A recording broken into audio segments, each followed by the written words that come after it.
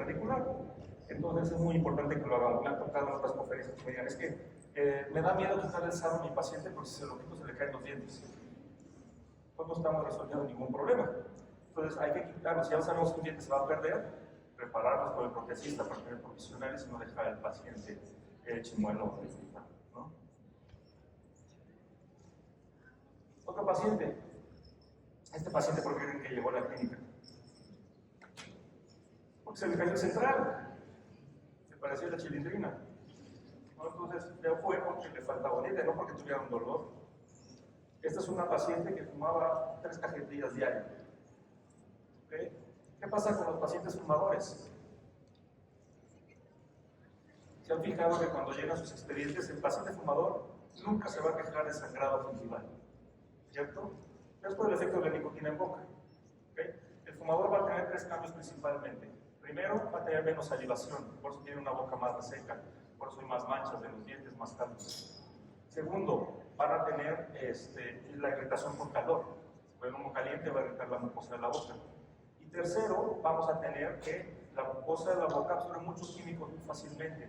Por eso los pacientes cardiópatas cargan unos chuchitos que se sienten mal, lo colocan debajo de la lengua, igualmente se absorben muchos medicamentos. El fumar pasa lo mismo. Al fumar el paciente, todos los productos químicos de la nicotina y el alquitrán se van absorbiendo por la mucosa de la boca, así se van a torrente sanguíneo en todo el cuerpo, pero localmente lo que va a pasar es que va a haber una vasoconstricción, va a haber un cierre de vasos sanguíneos. Entonces, por eso cuando el paciente no se va a quejar de sangrado, si ustedes lo examinan clínicamente, van a ver una encía pálida con puntos oscuros hacia la parte de la parte posterior del paladar y no se van a quejar de sangrado, pero no es porque estén sanos, sino que reciben menos sangre, menos aporte sanguíneo. Entonces, el fumar no provoca la enfermedad periodontal, pero sí la acelera, la destrucción. La vista inferior de la misma paciente. Pensábamos que trabajaba para alguno a Marinela o Bimbo, ya no puedo decir negrito Bimbo, pero aquí tenemos pan blanco, pan integral, diferentes tipos de panes de la paciente. Entonces, hay que enseñar a los pacientes a cepillar, si no todo lo que hagamos después no va a funcionar. ¿Okay? Si no está cuidando sus dientes, menos va a poder una corona, menos va a poder un puente, menos va a poder un implante. ¿Okay? Entonces es importante educar a los pacientes. La vista igual, pigmentación por nicotina, cálculo, pérdida de tejido periodontal. Este otro paciente. ¿Cómo se explica que al ver esta imagen vean todo este problema de retracción gingival, exclusión de los dientes, maloclusión, diastemas, problema periodontal, y le hayan dicho una resinópera? De nuevo me lo explico. Bueno, este doctor abrió la boca del paciente y le dijo, es una resina. Eso no lo puedo explicar. Y es una resina digital, porque la opción con el dedo. Ahí está la huella del doctor, que no sabe quién la hizo. Entonces, uno ve lo que sabe. Entonces es importante que sepamos de todo un poco para poder diagnosticar perfectamente bien. ¿Y por qué llegó este paciente a dejarse así? Porque alguna vez a lo mejor esto le dolió. Esto le dolió, pero le dejó de doler. Y ahorita no tiene dolor. No muerde, no mastica, tiene mala digestión, pero no le duele. Entonces hay que enseñar a los pacientes que no necesariamente tienen que doler para asistir a sus citas de revisión. Y otra parte importante, que a veces causa un poquito de conflicto, son los espacios abiertos o diastemas. Que nos dice, cuando vemos un espacio abierto, es porque se mete la comida, se meten las bacterias y se provoca un problema periodontal. Pero ¿qué otra cosa puede provocar un problema periodontal también? ¿Se acuerdan que les mencioné el grosor biológico en el esquema anatómico de la anatomía periodontal? Entonces también si nosotros violamos el área del grosor biológico, si subimos ahí unas coronas o bajamos la diente que son tanto que viola el espacio del grosor biológico, entonces el tejido periodontal va a sufrir porque no tiene espacio para vivir. Entonces de nada nos va a servir cambiar las restauraciones, cerrar el espacio, en un estado provocando el problema periodontal, y ahora está peor el paciente. ¿Qué tenemos que hacer? Tenemos que darle espacio a los tejidos y espacio a la restauración. Todos los pacientes nos dicen, tengo que tener espacio para esconder mis márgenes. Sí, perfecto, pero no violes el grosor biológico. Entonces te voy a dar espacio. Yo te voy a ayudar a tener espacio para tus márgenes, para tu línea de terminación, para tus hilos retractores, para tu toma de impresión, para tus provisionales. ¿Ok? Entonces vamos a hacer un alargamiento de corona para crear ese espacio, tanto en el tejido óseo como gingival, para que el protesista pueda colocar un buen provisional y respetar con esto la salud de los tejidos periodontales. ¿Ok?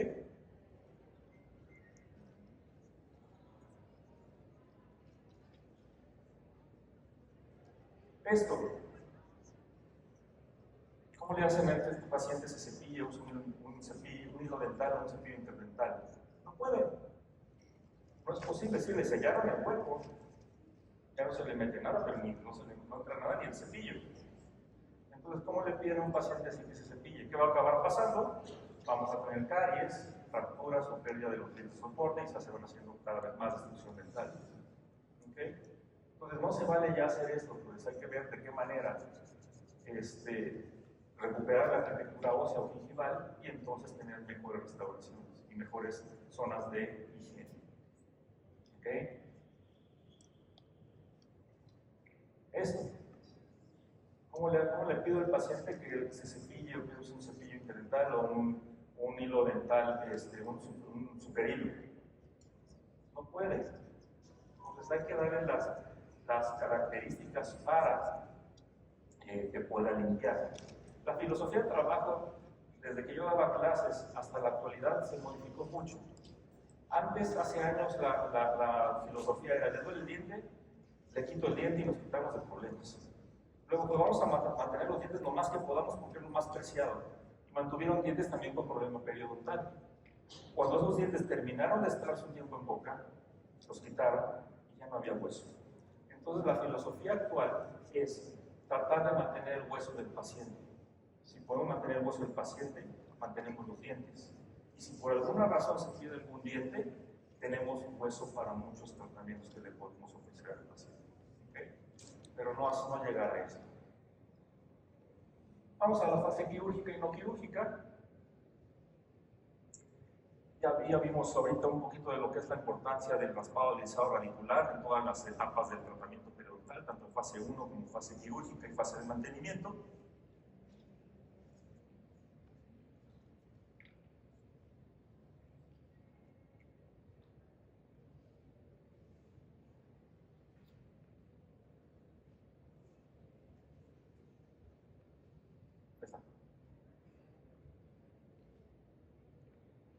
Y vamos a ver varias técnicas de cirugía, sobre todo obviamente enfocadas al instante anterior, que van a implicar muchos tipos de técnicas y de tratamientos y de materiales que lo vamos a mostrar, pero lo más importante que estamos buscando, que debemos de contar, es con una muy buena salud y cicatrización por parte del paciente. ¿Okay? Si nosotros sabemos en nuestro expediente, en la ficha médica, que el paciente no tiene ningún problema sistémico, o si tiene alguno, verlo con su médico tratante para poder llegar a la mejor salud posible a la fase quirúrgica. La cicatrización nos va a venir dada por el estado de salud general del paciente, los hábitos que tenga el paciente, si es fumador o no, por ejemplo, características de la zona a operar, conocer mi habilidad, ser lo suficientemente autocrítico en cuanto a la habilidad como cirujano, diseñar bien la cirugía, eso es bien importante, no se vale ya abrir un paciente y no poderlo cerrar. ¿Okay? El que no se pueda cerrar un paciente al final de la cirugía fue un error de diseño desde el principio, desde las incisiones. ¿Okay? La técnica quirúrgica, conocerla perfectamente bien, utilizar los materiales que se necesitan para esa técnica, porque otra cosa de las que no entiendo es que veo que doctores que leen los journals, ven las investigaciones, se meten a YouTube a ver cirugías y ven los resultados, o sea, está documentado en las investigaciones qué materiales están dando mejores resultados y por qué, y quieren replicar lo mismo en sus pacientes usando materiales de menor precio. Entonces, o que no están indicados para esa técnica. Entonces, es importante ser éticos y siempre utilizar los materiales mejor o de mayor calidad para nuestros pacientes. Y saber cómo vamos a cerrar esas cirugías, con qué sutura o qué material adhesivo vamos a utilizar.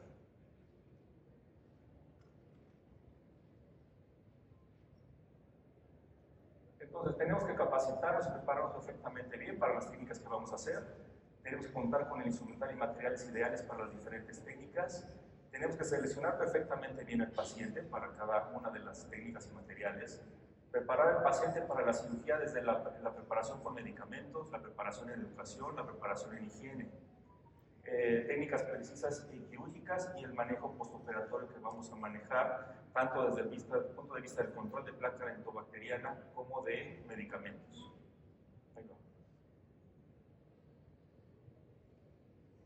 El manejo postoperatorio que yo manejo en el consultorio, siempre mandamos una antibiótico terapia preventiva, porque no estamos ya tratando una infección, ya está el paciente sano cuando lo estamos operando, sino estamos evitando que pudiera tener alguna infección postoperatoria, porque estamos colocando algún material ajeno al cuerpo, como un implante dental, un injerto óseo, un injerto gingival. Manejo del dolor, muy importante para que el paciente esté lo más cómodo posible. Manejo de la inflamación, siempre les avisamos que puede haber mucha inflamación, puede haber hematomas en piel, entonces saber cómo vamos a manejar ese tipo de inflamación. Y manejo de la higiene, cómo se va a limpiar el paciente después de las cirugías, va a mantener las zonas libres de placa dentobacteriana o lo más controlado de placa dentobacteriana y qué desinfectantes antisépticos orales podemos utilizar.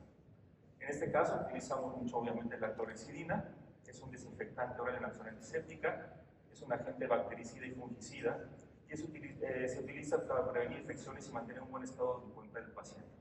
Lo más importante es el químico que tenemos actualmente que tiene sustantividad. ¿Okay? ¿Qué es la sustantividad? Ustedes utilizan cualquier enjuague, cualquier pasta dental, el paciente se enjuaga, se escupe y ya no tiene ningún efecto en boca. La clorhexidina no, la clorhexidina hacemos un enjuague de unos segundos, escupe el paciente y se queda una capa protectora en todas las superficies de la boca del paciente por lo menos una hora. Eso cambia las cargas de la superficie y evita que se adhieran tan fácilmente las bacterias de la placa. Así es como funciona. Entonces, por eso es tan importante el uso de clorhexidina para mí como un medicamento postoperatorio. ¿Okay? Y vamos a ver que lo más importante es la sonrisa de las personas, la sonrisa de sus pacientes. ¿Qué es lo que cuando un paciente llega con ustedes, qué es lo que busca? Su carta de presentación, poder sonreír, poder hablar, poder comer, poder funcionar en la sociedad. Vamos a hacer una prueba. Si alguien reconoce alguna de las bocas que vemos en la pantalla, por favor dígame su nombre. ¿Cuál es Arnold Schwarzenegger? Arnold Schwarzenegger, este de acá abajo. La Roca, muy bien. Scarlett, muy bien. Y doctora, lo que nos demuestra que los dentistas en la República Mexicana ven demasiado Netflix, tienen todas las plataformas y no están trabajando sus consultas. ¿Quiénes ven aquí? No, Julia Roberts, Jennifer Aniston, Will Smith y el transportador, ¿no? Jason Statham. Muy bien, doctor. Ok, ¿qué vemos aquí? A ver, me voy a regresar una. Me olvidó. Vamos a ver que todos lo reconocieron y todos tienen sonrisas diferentes, dientes diferentes y labios diferentes. ¿Ok? Scarlett Johansson, como vemos aquí, la línea media no coincide con su línea facial media. No conozco a ningún doctor, ni siquiera yo me he quejado de eso, ni que se hayan dado cuenta de eso. Pero eso es una cosa que pasa inadvertida. Su sonrisa, sus bordes incisales de los dientes superiores caen exactamente sobre la curvatura de su labio. Aquí una pregunta muy importante que no les hice. Que me levante la mano, por favor, de los que están aquí. ¿Quién en su expediente de ficha médica inicial hace un análisis de sonrisa? Bien. No se amontonen. ¿Algún otro? ¿No? Es muy importante hacer análisis de sonrisas, ¿ok? Porque su paciente no es una boca sin labios, no son dientes nada más, no son dientes con patas que están en su consultorio. Entonces es importante hacer análisis de sonrisas. ¿Qué viene en el análisis? Cómo sonríe el paciente o la paciente, qué tan amplia es su sonrisa, si toda su boca queda llena de dientes o tiene espacios oscuros en los corredores distales, qué tanto eleva la sonrisa que pueda verse encía o no, o si se ve solamente dientes. Vemos al pobre negro que no enseña ni dientes, sus labios son muy delgados, su sonrisa es muy limitada, a comparación de la Roca, que es una boca llena de dientes, muy amplia, y se enseña también algo de encía, sobre todo el maxilar superior. eso nos saca pobrecito, mejor que no sonría. Es una, en inglés, esa es la explicación, es muy buena la explicación. Entonces es una sonrisa gingival, una gum smile, una irregularidad en los contornos de los dientes. Los centrales son muy largos comparado con los laterales y los caninos. Tiene un canino más largo que el otro, el canino del lado izquierdo es más alto que el del lado derecho, etc. ¿Okay? Es que pasa de Bolton, exactamente, y al sonreír, su labio inferior cubre completamente los bordes incisales de todos los dientes superiores. ¿Okay?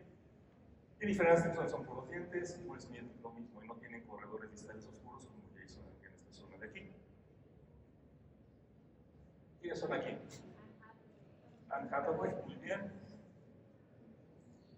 Bruce Willis y Nicole Kidman. Nicole Kidman, ¿está? Ok, aquí tenemos algo de sonrisa gingival, cobertura de los bordes incisales, una arquitectura más bonita en cuanto a arquitectura gingival, dientes y bordes incisales y de canino sobre el lado inferior, y Bruce Willis muy poca apertura de sonrisa, con boca llena de dientes y un poco de corredores distales oscuros en estas partes de acá. Estos, Halle Berry abajo izquierda, Demi Moore después de 20 cirugías, y el Doctor Strange, Sherlock Holmes. Okay. También, ¿cómo sonríe? Cumberbatch eleva mucho más el labio del lado izquierdo que del lado derecho, enseña más dientes de un lado que del otro, ¿no? Por eso vamos a tener dientes más largos de un lado que del otro. Los otros son bastante equilibrados y Demi Moore es el ejemplo clásico de lo que pueden hacer coronas en todos los sitios. Acá tenemos Iron Man, Eva Méndez, Eva Longoria y Charlize Theron. ¿Okay? Entonces, como ven, todos son sonrisas diferentes. Las dos bocas del lado derecho son dientes completamente toda la boca, los del lado izquierdo no lo llenan la boca completamente con dientes, se ven corredores distales negros.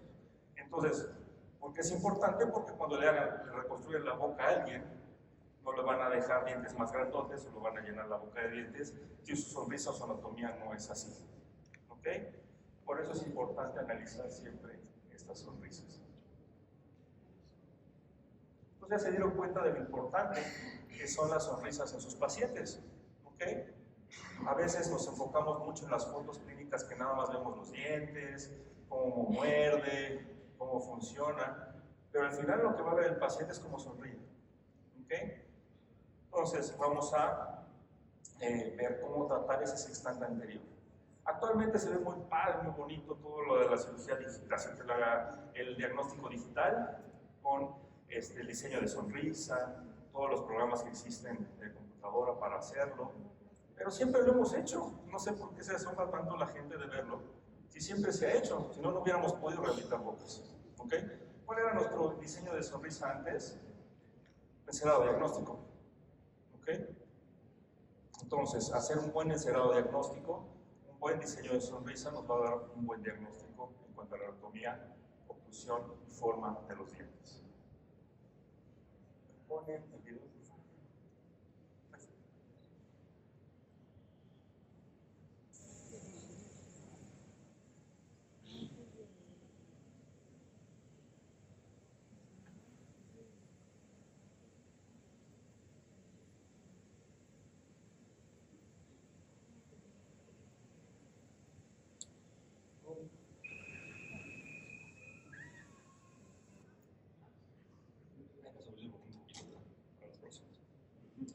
Ok, vamos a hablar un poquito de nuestros miedos. ¿Cuál es mi peor miedo? En la consulta. Mi peor miedo es ella. ¿Por qué ella es mi peor miedo? Porque tiene una boca gigante. Ok. Entonces, Julia Roberts es de los pacientes que eso sí les deben de tener mucho cuidado cuando las tocan. ¿Ok? ¿Por qué? Porque cuando les piden tomar una foto de sonrisa, se le ve el tercer molar. ¿Ok? Entonces, aunque le hagan una resina, clase 5, o en fase 2 distal del tercer molar y no les quedó el color, lo va a ver y les va a decir no le quedó el color, doctor. Entonces ese es el peor de los miedos. Y ahorita vamos a ver ese extrante anterior porque es lo que más se ve, pero realmente en pacientes como ella se ven hasta los molares. ¿Okay? Entonces por eso es importante que yo siempre tomamos fotos de paciente en reposo, labios en sonrisa y una sonrisa forzada. ¿Okay? Para detectar todos esos casos de pacientes. Hay muchos tipos de sonrisas como el de Julia Roberts. Tenemos sonrisas gingivales leves, medianas, moderadas, severas. ¿Qué tanto entra en mi campo periodontal? Donde ya pasa a ser manos del maxilofacial. ¿Ok? Entonces, vamos a ver qué casos mucho más severos, ya es una alteración en la anatomía craneofacial. Ya no lo puedo resolver con cirugía periodontal, tengo que referirlo con el cirujano maxilofacial. ¿Ok? Entonces, y ver que otros casos cuando tenemos una sonrisa gingival, si es por falta de erupción de los dientes, si es por una mala oclusión o una falta de desarrollo del paciente. ¿Cómo lo vamos a saber? Sondeando, tomando radiografías, viendo dónde está la unión cemento-esmalte, dónde llega la corona anatómica de los pacientes, y en base a eso determinar si puede ser operado periodontalmente o se necesita ya una cirugía ortognática.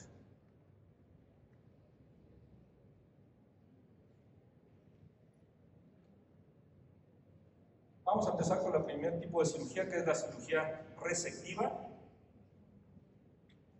Ya tiene años que se hace, porque antes se pensaba que el problema o la infección estaba en los tejidos, por eso los eliminaban. Ahora sabemos que no, que es todo provocado por las toxinas de la placa rectobacteriana.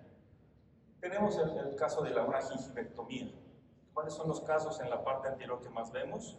Que tienen un crecimiento gingival o una hiperplasia gingival. Ustedes ven estos tejidos y no se ven tan eritematosos, sangrantes, rojizos, porque ahí lo que tenemos más es un crecimiento del tejido más que una inflamación. ¿Okay? Aunque el paciente se cepille, eso no se le va a quitar, porque ahí ya creció el tejido. ¿Por qué creció el tejido? Por irritación, que es como un callo, que estamos raspa y raspa la piel, es como un callo. Aquí lo mismo va a crecer más sencillo. ¿Qué lo provoca? Presencia de cálculo, de bacterias, pero también los respiradores bucales. Esos niños o esos pacientes que se respiran constantemente por la boca o por alguna alteración en su tabique nasal o en su vía aérea superior, vamos a ver que tienen una resequedad importante del tejido gingival y por lo tanto un crecimiento de los tejidos, del tejido gingival. Es un caso que veo con el doctor Roberto Sánchez Dúrcal aquí en la Ciudad de México. Nos lo manda para ayudarle a su tratamiento ortodoxo, porque obviamente el paciente así no se puede cepillar y solamente vamos a tener un problema más grave a la larga. Entonces ahí vemos que tenemos que tomar en consideración la posición de los dientes, la cantidad de tejido, la cantidad de tejido queratinizado y qué es lo que vamos a eliminar de ese paciente.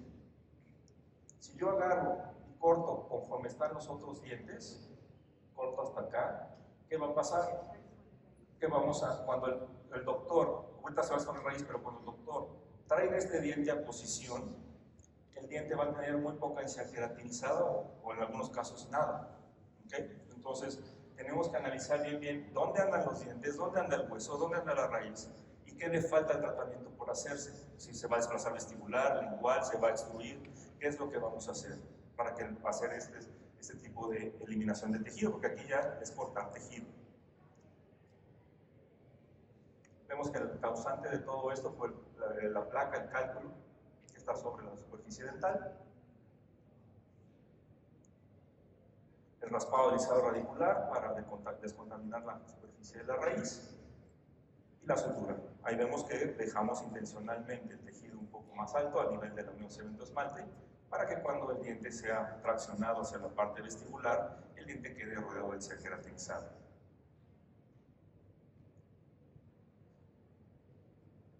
De esta manera. Entonces ahí ya tenemos una zona que el paciente puede cepillar, una zona que puede ser controlada por el ortodoncista y vamos vigilando al paciente porque obviamente puedo volver a ver crecimiento del tejido. Alargamientos de corona clínica. Vemos pacientes con irregularidad de tamaño de dientes. Aquí es muy importante tener una comunicación muy cercana con el protesista, con el rehabilitador, porque hay dos maneras de agrandar un diente. Lo podemos agrandar hacia apical, pero lo podemos agrandar hacia el borde incisal. Entonces, saber cuándo el alargamiento va a ser hacia incisal y cuándo hacia gingival, para que no hagamos el error de medir, tratar de hacer que mida este diente lo mismo que y le vamos a dar, después vamos a ver que va a quedar un diente más largo que otro. Entonces, saber qué tanto va a alargar el protesista hacia las coras oclusales o los bordes incisales y qué tanto podemos nosotros o debemos de alargar nosotros hacia la parte apical.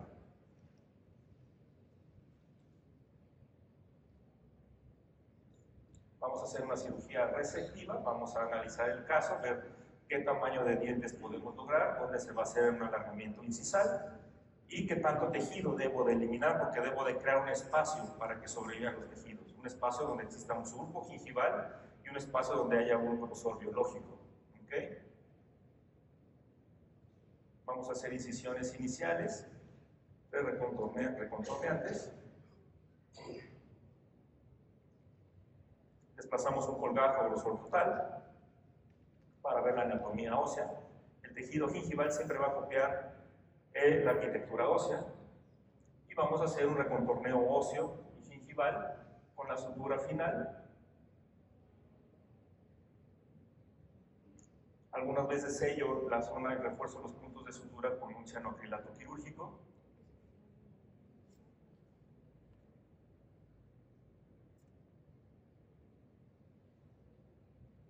Y la cicatrización. Tenemos una anatomía gingival más armónica y dejándole una altura más o menos anatómica, estética, para que después el protesista pueda hacer la rehabilitación del diente, ¿no?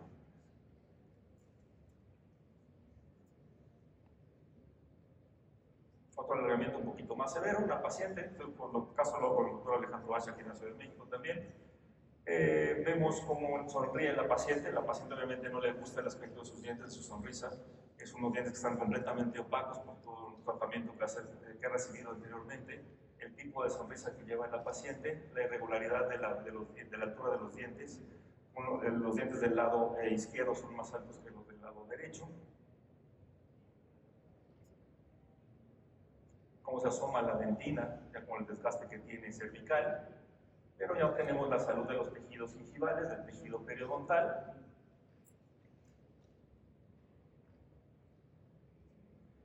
La imagen del maxilar inferior. El doctor, a base del encerado diagnóstico, nos fabrica un mock-up, como si fuera una guía que permite a la paciente ver lo que queremos, el tipo de dientes y lo largo de dientes, cómo se vería antes de tocar cualquiera de sus dientes, para que autorice el tratamiento. Y a mí me sirve como una guía quirúrgica para saber qué tanto tejido debo de eliminar para lograr el efecto que quiere el protesista. De esta manera me va a permitir ver la irregularidad de la arquitectura ósea también. Tenemos zonas con mayor exposición de la raíz en algunos dientes y menor en otras.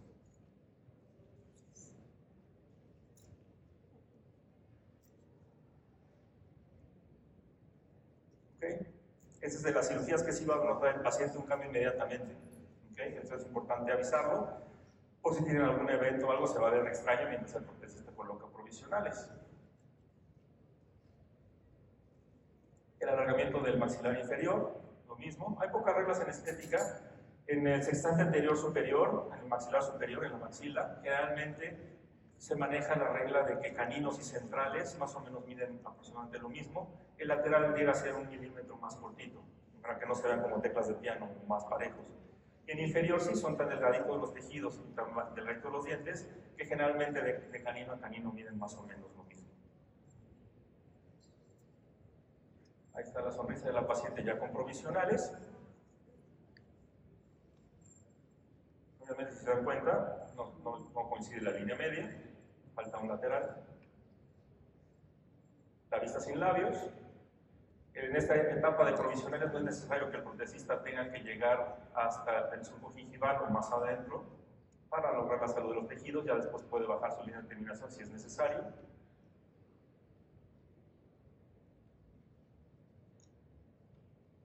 una lista de provisionales y la restauración definitiva. Ya más el color más adecuado para la edad de la paciente.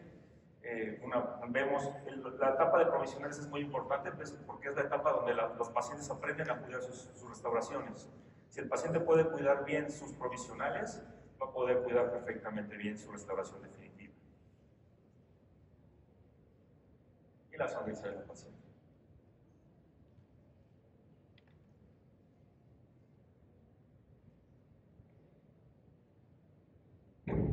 El antes y el después. Sí. Lo malo que cuando hace unas vueltas Con los provisionales, los pacientes no regresan. Eso es lo que no debe de pasar. Por eso es importante educar al paciente, porque sí, es lo que les han dicho algunas veces, pero el lograr salud es muy importante, porque al final esto es lo que le va a permitir al protecista poder poner un hilo retractor, o que no le sangre la encía cuando toma impresiones finales, y educamos al paciente. Pero sí, eso es lo que me han dicho. Sí. Sí.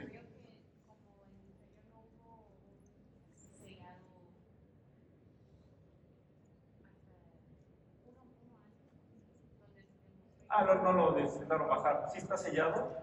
Lo que pasa es que ya no fue necesario bajar la línea de terminación hasta dentro del surco.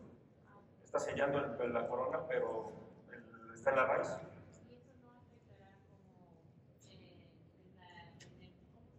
Que si no afecta después del periodo, no, realmente no. Como la paciente tiene muy buena higiene, y como vimos que en la etapa provisional eso no provocaba ninguna molestia y la paciente no le molestaba en absoluto, o sea, se le dijo, véase bien, está esto aquí, y no provocaba ninguna alteración, se puede dejar así. Hasta es mejor en este caso porque no tocamos, o sea, el protecista no pasa ninguna fresa, no mete ningún material, no se mete más abajo. De nada.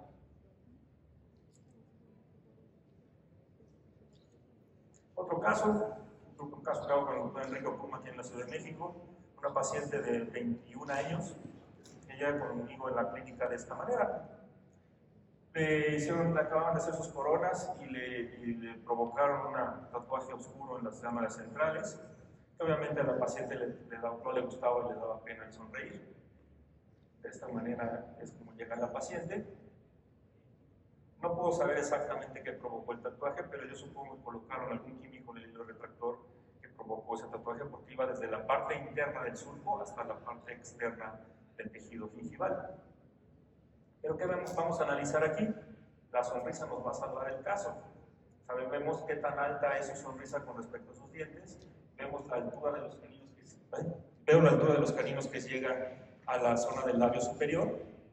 Y vemos cómo laterales y centrales más o menos son más chaparritos con respecto a caninos. Entonces, ¿qué me va a permitir hacer esto? Tratar de alargar estos dientes un poco, sin perder el tejido interproximal, para eliminar lo más posible ese tatuaje gingival. Hacemos el recorte inicial, vemos la parte interna de lo que recorté, vemos cómo está pigmentado desde la parte de adentro del surco. Desplazamos el colgajo a grosor total, la arquitectura ósea, y hacemos el recontorneo óseo y la sutura del caso. Obviamente las provisionales que hace el doctor Okuma aquí en este caso van a ver más cortos en esta etapa, mientras cicatrizan los tejidos. Y luego ya va a poder colocar nuevos provisionales. Como ven, obviamente no puedo eliminar por completo la pigmentación en algunas partes de la zona interproximal para no dejarla con black spaces, con zonas oscuras por la pérdida de papilas. Y la restauración final. Entonces es un tatuaje muy pequeñito que queda en esa papila distal, pero es bastante muy bien aceptado por la paciente y le resolvimos su problema de una pigmentación que le provocaba mucho malestar.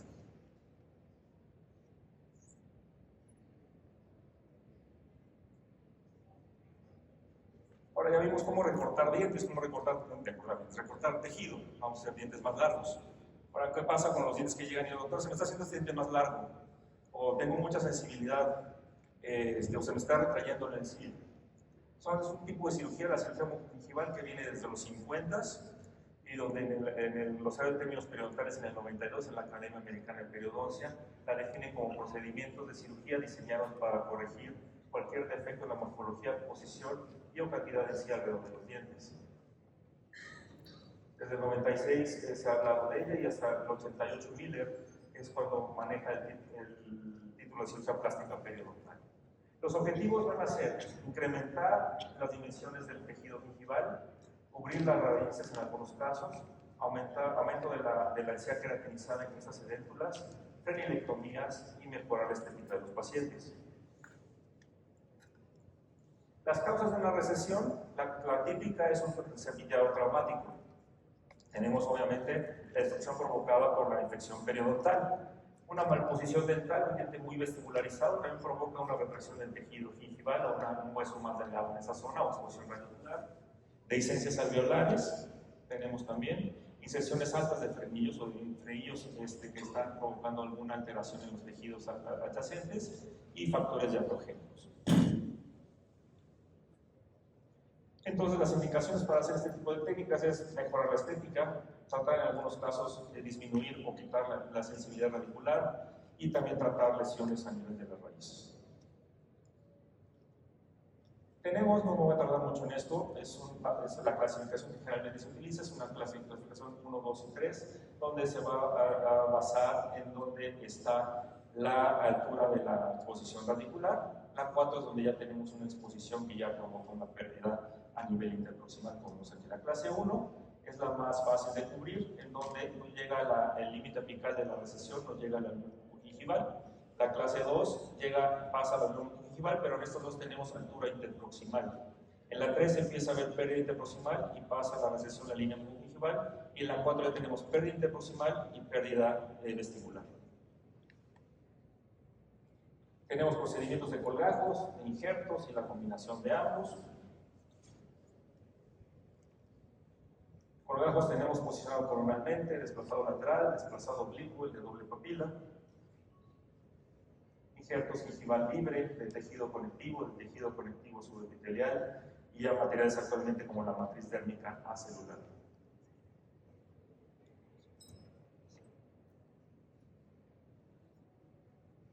Un caso de cobertura radicular con injerto de tejido conectivo. Tenemos una paciente con recesión. La encía no se retrae, se va perdiendo la encía queratinizada. Lo que ha perdido ahí también la paciente, que es importante explicar a los pacientes, es que ha perdido la parte vestibular de la tabla ósea. O sea, el hueso vestibular se está perdiendo también. Por eso la encía queratinizada se va perdiendo también. ¿Qué pasa al exponerse la raíz? La raíz no tiene esmalte, como ya todos sabemos, y por lo tanto no se protege igual. Entonces ahí puede haber más sensibilidad, más desgaste, más caries.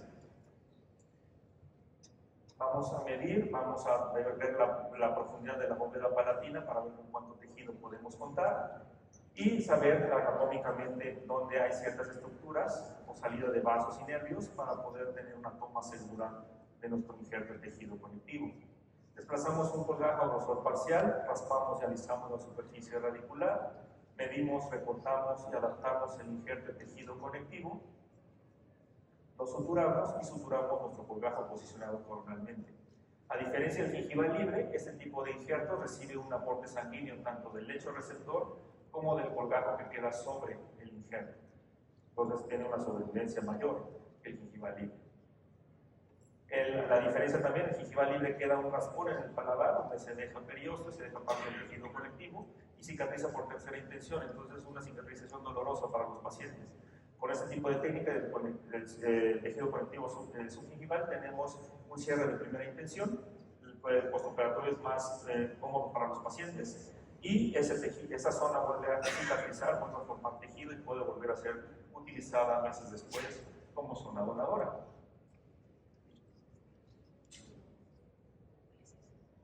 Tenemos una cobertura, no tenemos formación de hueso ahí, tenemos una unión hemidesmosomal, una unión celular de las células del tejido gingival sobre la superficie radicular limpia, en donde provoca un sello biológico y por eso ahí no tenemos bolsas.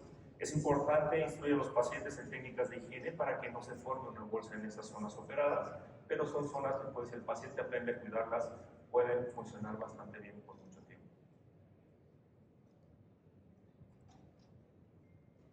Otro caso, en el caso lo hago con el doctor Ricardo Mitrani aquí en la Ciudad de México. Vemos nosotros aquí la recesión gingival, porque la paciente mordía plumas, cosas de pelo, etc. Y se terminó lastimando la zona anterior, por eso es muy localizada la recesión. Así es como tomo el injerto de tejido conectivo subepitelial, 2 incisiones o una, en donde tomo el tejido y voy hacia la parte de la bóveda palatina para desinsertarlo.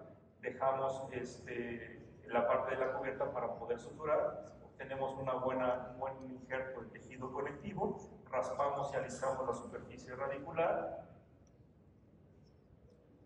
adaptamos el injerto y cerramos y suturamos tanto la parte del colgajo como la parte del colgajo palatino. Esa es la cicatrización. Siempre avisar a los pacientes. Este tipo de cirugías que a mí me gusta hacer más porque requieren mucha habilidad y es muy bonito hacerlas, pero la cicatrización postoperatoria no es muy bonita, es como el patito feo. Entonces, siempre hay que avisar a los pacientes que se va a formar una zona blancuzca o blanca, porque el paciente siempre que ve blanco en boca o en cualquier parte de su piel lo exprime. Ellos ven blanco y automáticamente exprimen. Entonces, decirles que esto blanco se va a formar, que no es infección, que no lo toque y que se forma esto por la humedad de la boca, en las salivas con una costra. Entonces, ahí se va a formar nuevo tejido y dejar que vaya madurando el tejido para que se vaya cubriendo esa superficie radicular. Es mejor formar de más que de menos. Si me forma menos, tengo que volver a colocar más. Si me formo de más, es muy fácil quitarle al que tiene más. ¿Ok? Y recomponer es sencillo.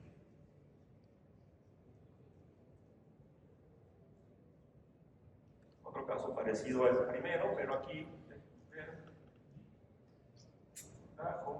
utilizo una matriz dérmica celular. Actualmente ya contamos con otro tipo de materiales de muy buena calidad que podemos tener en el consultorio y que podemos echar mano para operar uno o varios dientes de los pacientes. Entonces, una matriz dérmica de los órganos que se donan. Como vamos a ver en la plática que voy a dar el viernes, que voy a dar el viernes, vamos a hablar un poquito también de todos estos materiales y cómo se donan los órganos. De los órganos que una persona dona, el órgano más grande es la piel. Entonces, esa piel puede ayudar a personas o pacientes con cáncer de mama, reconstrucciones de piel, quemaduras, y también sirve para boca. Entonces, es una dermis humana que está preparada para poder utilizarse en casos como esto y poder formar más encía queratinizada.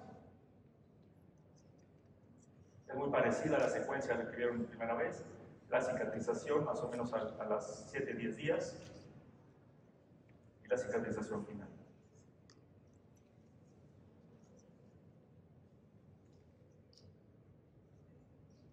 Se puede volver a operar a un paciente que pueda quedar con algo de recesión, se puede volver a hacer otra cirugía. De contar con esta matriz dérmica celular me permite ya operar varios dientes o todo un maxilar, si fuera necesario, una arcada o un medio maxilar, pacientes que vienen fuera a vernos. Entonces, en hacer menos cirugías, zonas más amplias, lo podemos utilizar.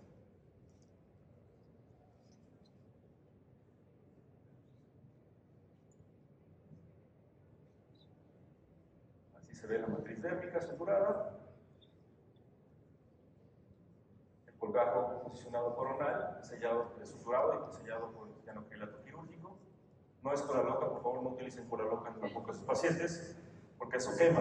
Esto es un cianocrilato para cirugía. Y el resultado final. Actualmente, como está aquí también el doctor Cedillo, que me hace el honor de acompañarme en la conferencia, ya hemos hablado algunos años de la odontología mínimamente invasiva. También tenemos cirugía mínimamente invasiva, ya actualmente. Tomé el curso con el doctor Patalen, donde me permite hacer ya una cirugía sin desplazar un colgajo, para poder colocar injertos de encía sin hacer unas cintas tan amplias o tan cruentas. Tiene sus indicaciones, no es para todos los pacientes. Utilizamos un instrumental especial que él diseñó para ir haciendo como una bolsa, conectando a los dientes entre sí por debajo de la base de las papilas.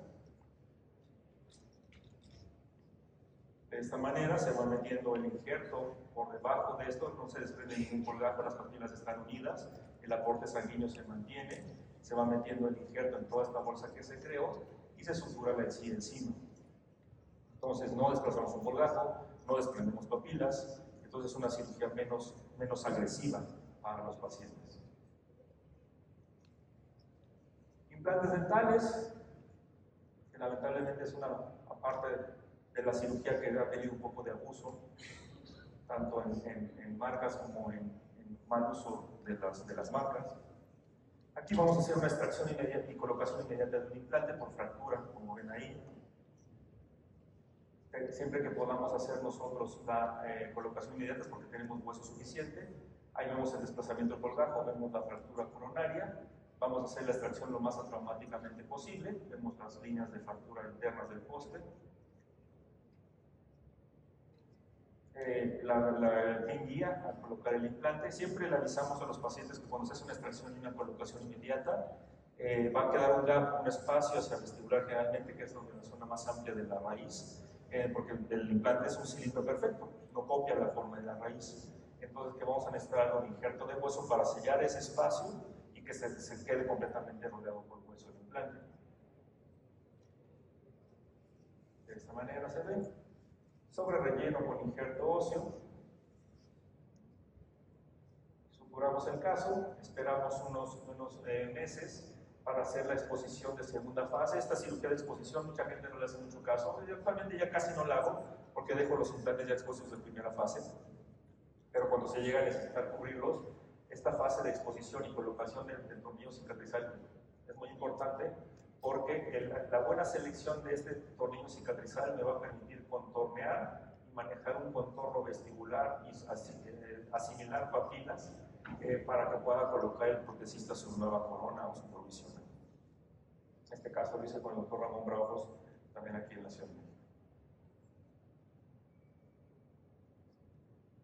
Todos los pacientes en el sextante anterior, esta es una paciente que tiene es pública, es una vida pública importante, sale en la televisión, está grabando un programa, hay que tratar de dejarla lo más posible para que no pierdan la secuencia también en el trabajo, pero eso es para cualquier paciente, no nada más ella porque salga en la tele, no es más importante que otro paciente. Ningún paciente ya en el sextante anterior lo dejamos sin dientes, siempre nos preparamos con el protesista para podernos provisionalizar el mismo día. Aquí van a ver que en ella, como está la vista incisal, el contorno vestibular, que es muy importante en mi caso, para dejarlo lo más parecida posible a lo que tiene actualmente. La vista vestibular, la radiografía, raíces muy cortitas, pérdida ósea, fractura, depósitos muy cortitos. Vamos a pensar en la extracción y colocación inmediata. Anestesiamos el caso. Hacemos la extracción lo más atraumáticamente posible.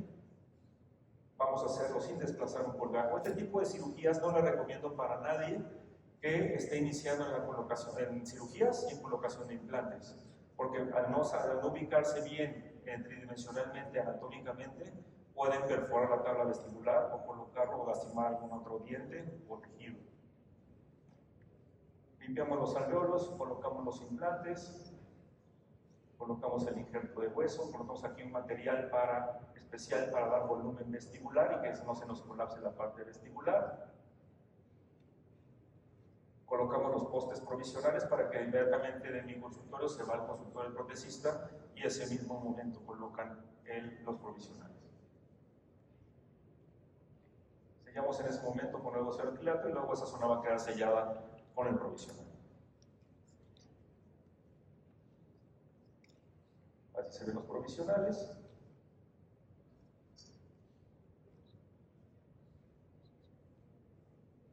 La radiografía y la sonrisa de la paciente.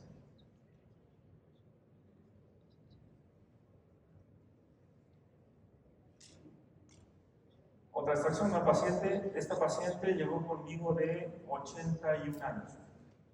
¿Okay? Nunca le gustó la posición de sus dientes, cómo se veían sus dientes de abajo. No le gustaba que se vean apiñadas, quería mejorar su sonrisa, quería mejorar sus dientes. Sabemos por el diagnóstico que al momento de que nosotros, la ortodoncia no quiso nunca, si al perder este diente vamos a provocar un defecto bastante grande en vestibular de este central.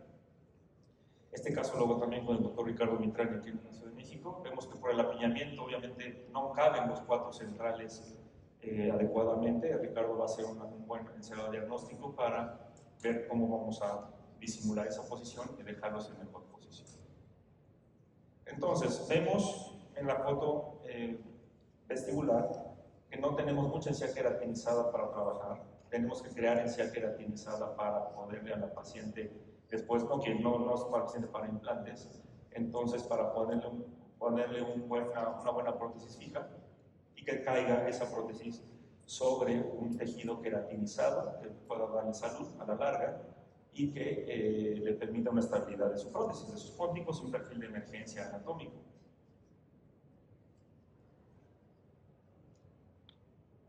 Hacemos la extracción, las extracciones. Vemos los alveolos. Y Ricardo me fabrica una guía con el encerado diagnóstico de cómo pensamos que van a quedar sus dientes. Y obviamente van a ser 3 centrales en lugar de 4.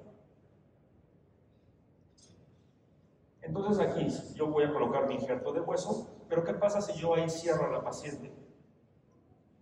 El poco tejido queratinizado que tengo aquí se me va a ir para acá y va a quedar como mucosa en vestibular.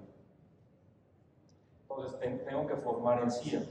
Tenemos que colocarle un material que me permita formar encía. Entonces vamos a utilizar un injerto de encía, una matriz dérmica celular, como si fuera una membrana, que me quede sobre el injerto y que me forme nueva encía queratinizada. De esta manera. El provisional que nos fabrica Ricardo, se coloca en el momento. Está hecho en base a su encerado de diagnóstico. Y ahí vemos cómo se ve el tejido ya cicatrizado, ya con los pónticos que hace Ricardo, con un perfil de emergencia, con unos pónticos anatómicos. Y lo mismo que decíamos, dejar los provisionales con las mismas características de sellado y pulido y anatómico, iguales que la restauración definitiva, para que la paciente pueda aprender a cuidarlos. Eso, créanme, les va a dar menos dolores de cabeza a los protecistas en los años que siguen. La restauración definitiva. Y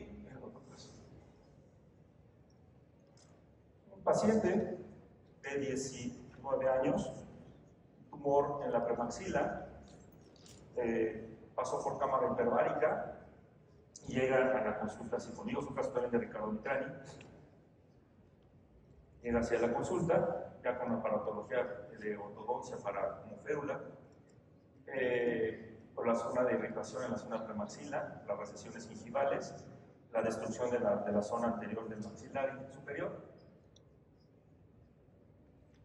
Ya eliminamos todo eso, realizamos fase higiénica, realizamos salud de los tejidos, y es el tejido al que nos enfrentamos. Es importante ver cómo está el tejido, qué es lo que necesitamos hacer para reconstruirlo.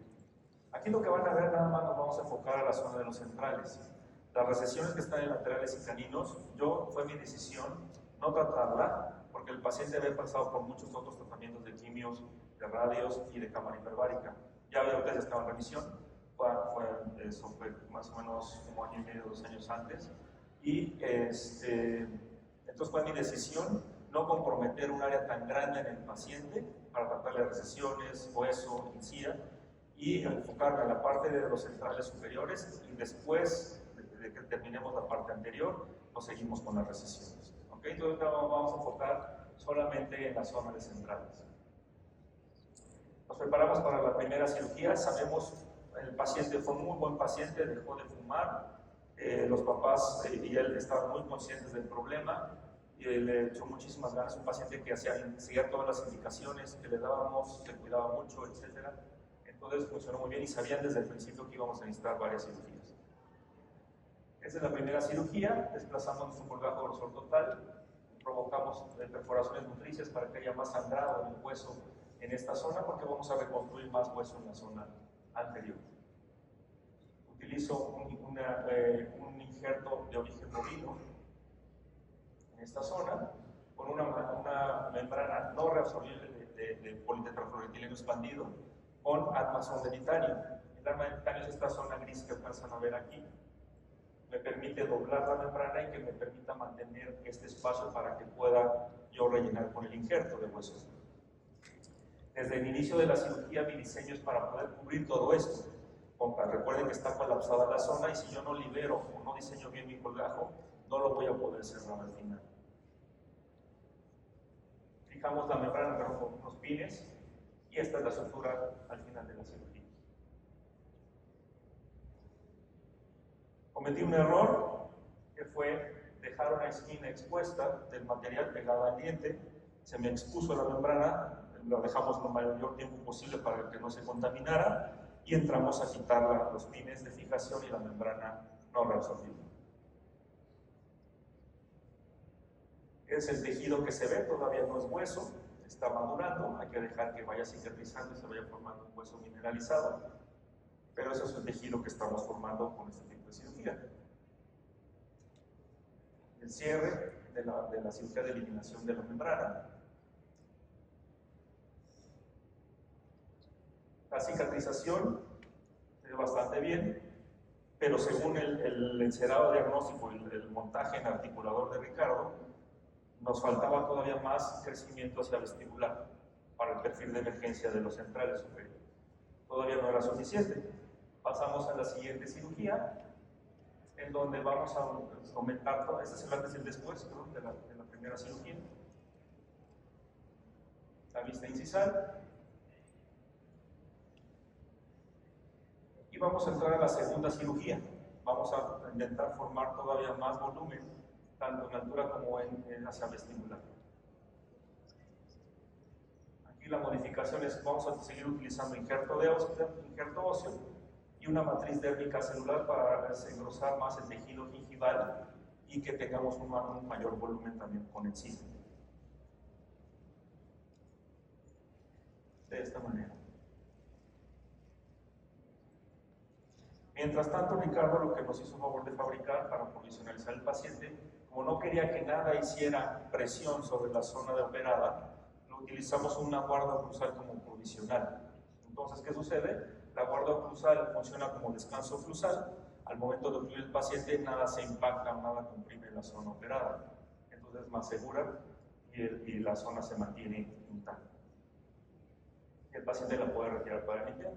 Llegamos al momento en donde ya vamos a colocar los implantes dentales, ya tenemos hueso suficiente, tenemos encía suficiente y vamos a colocar implantes. Aquí también es decisión mía no hacer ningún colgajo, no abrir ningún colgajo para comprometer el hueso nuevo que se formó, sino hacerlo flapless, hacerlo sin colgajo, a través de una guía quirúrgica diseñada con encía y para hueso y encía, sin desplazar colgajo.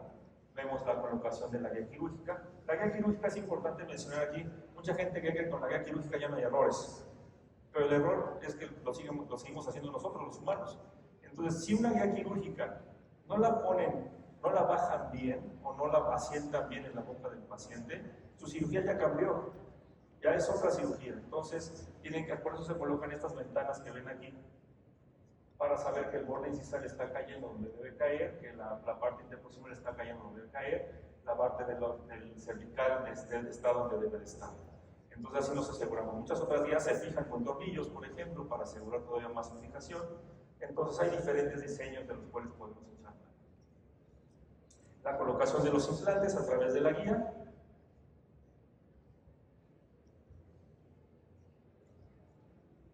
Terminación de la cirugía. Y la colocación de provisionales por parte de Ricardo.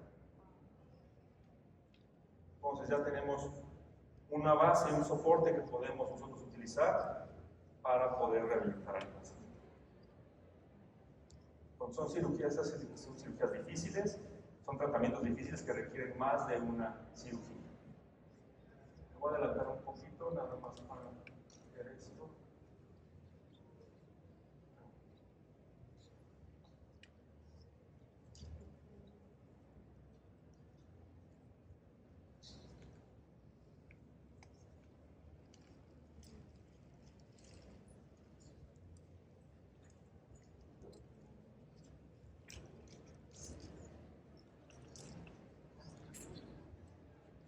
Lo que utilizamos también en cirugía es la piezocirugía, la piezoelectricidad, que es para provocar desgastes en el hueso. No son cortes, son desgastes. Lo que van a ver ahorita no es un caso nada más, para no nada más en mostrárselos.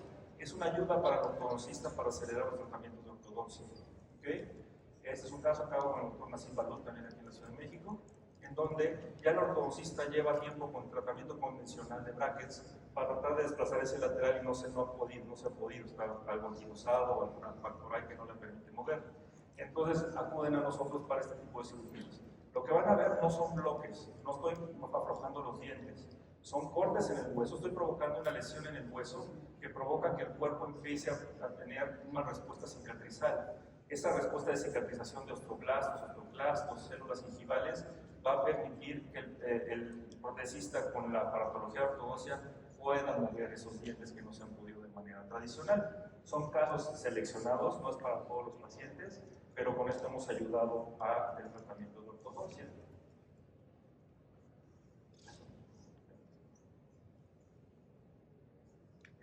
Hay muchas modificaciones.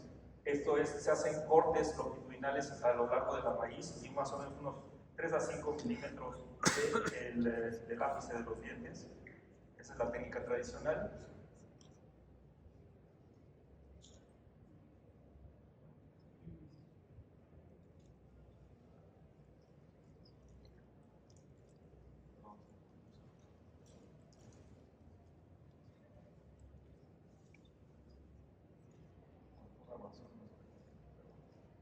Y entonces podemos nosotros lograr el desplazamiento, ¿verdad? Hay otra técnica, como vieron anteriormente, era desplazando un colgajo, haciendo los cortes y colocando un injerto de hueso vestibular para facilitar la cicatrización de hueso. Así se ven los cortes. Así de limpio es la zona de operación con piezoelectricidad, permite hacer los cortes muy fácilmente. Hay que hacerlos muy despacio, es una cirugía lenta, porque se ha ido desgastando el hueso con los puntos de trabajo y ir provocando esas heridas en el hueso que provoquen esa respuesta cicatrizante. Ese es un tipo de cirugía.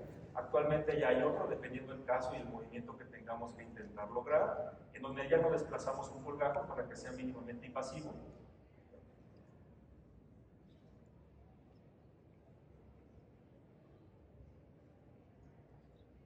En este caso, por ejemplo, solamente vamos a hacer unas incisiones en el tejido gingival para introducir nosotros la punta del trabajo del piezoeléctrico y hacer los mismos surcos que vieron en el otro caso con el colgajo desplazado, pero sin desplazar el colgajo. Aquí tenemos que hacerlo con cuidado y viendo, ya analizando después las tomografías y todo para no lastimar ninguna estructura dental adyacente.